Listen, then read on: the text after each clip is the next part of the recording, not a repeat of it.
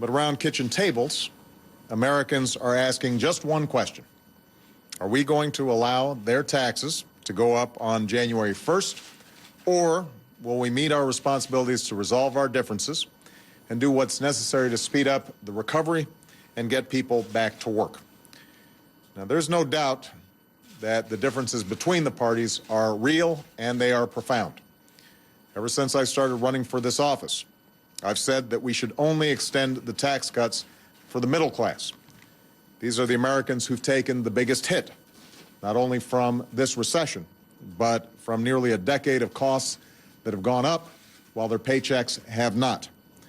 It would be a grave injustice to let taxes increase for these Americans right now, and it would deal a serious blow to our economic recovery. Now, Republicans have a different view.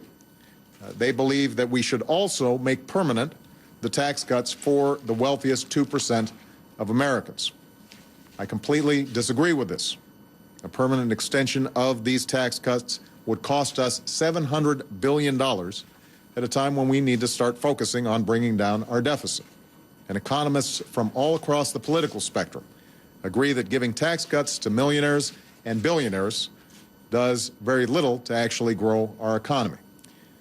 This is where the debate has stood for the last couple of weeks. And what is abundantly clear to everyone in this town is that Republicans will block a permanent tax cut for the middle class unless they also get a permanent tax cut for the wealthiest Americans, regardless of the cost or impact on the deficit. We saw that in two different votes in the Senate that were taken this weekend. And without a willingness to give on both sides, there's no reason to believe that this stalemate won't continue well into next year. This would be a chilling prospect for the American people, whose taxes are currently scheduled to go up on January 1st because of arrangements that were made back in 2001 and 2003 under the Bush tax cuts. I am not willing to let that happen. I know there's some people in my own party and in the other party who would rather prolong this battle, even if we can't reach a compromise. But I'm not willing to let working families across this country become collateral damage for political warfare here in Washington. And I'm not willing to let our economy slip backwards, just as we're pulling ourselves out of this devastating recession.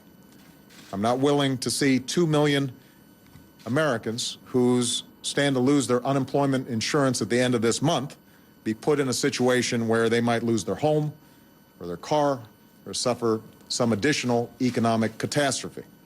So as sympathetic as I am to those who prefer a fight over compromise, as much as the political wisdom may dictate fighting over solving problems, it would be the wrong thing to do. The American people didn't send us here to wage symbolic battles or win symbolic victories. They would much rather have the comfort of knowing that when they open their first paycheck on January of 2011, it won't be smaller than it was before, all because Washington decided they preferred to have a fight and failed to act. Make no mistake, allowing taxes to go up on all Americans would have raised taxes by $3,000 for a typical American family, and that could cost our economy well over 1 million jobs.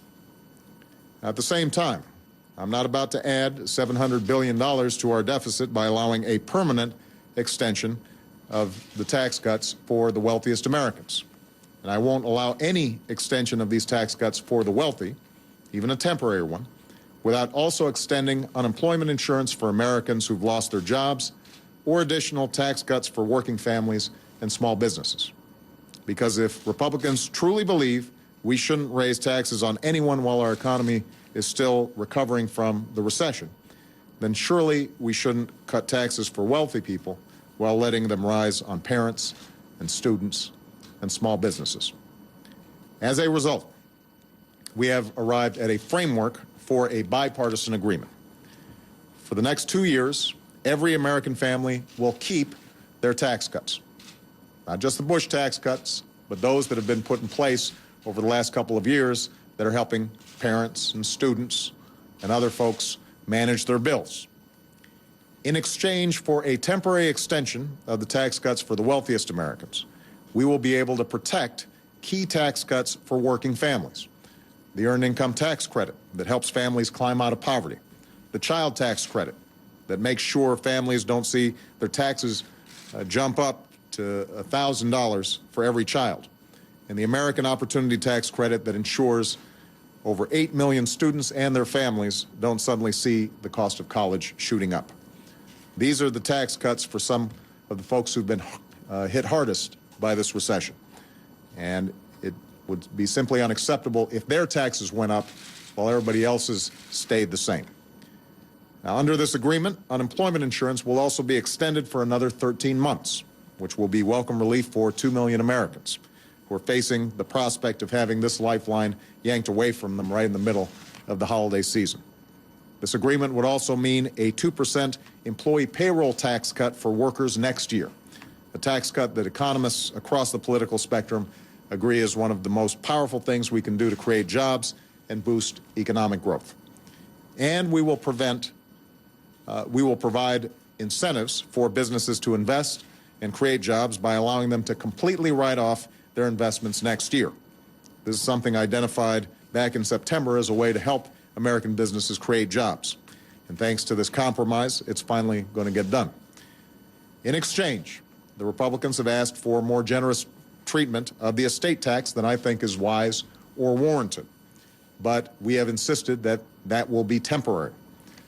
Now, I have no doubt that everyone will find something in this compromise that they don't like. In fact, there are things in here that I don't like, namely the extension of the tax cuts for the wealthiest Americans and the wealthiest estates.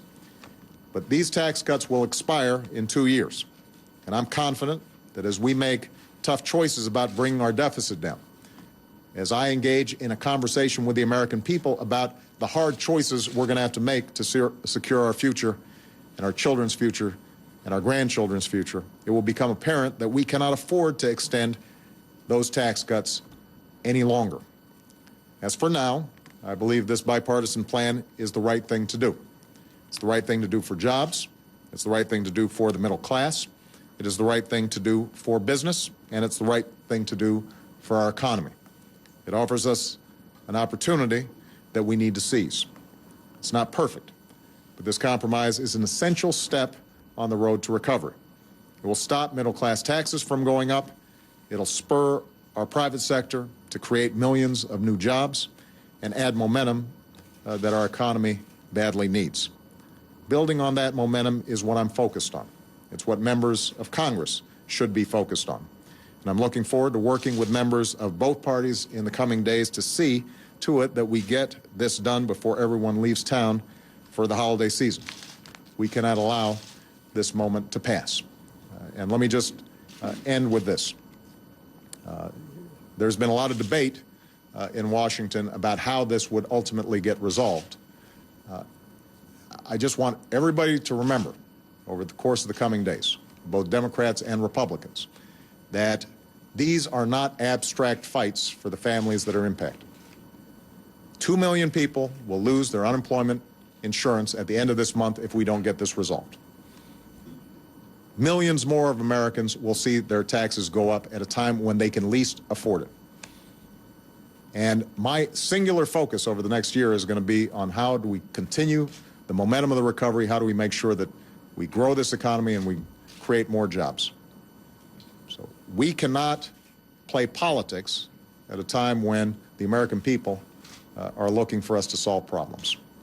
And so I look forward to engaging the House and the Senate, members of both parties, as well as the media in this debate, but I'm confident that this needs to get done, and I'm confident ultimately Congress is going to do the right thing. Thank you very much, everyone.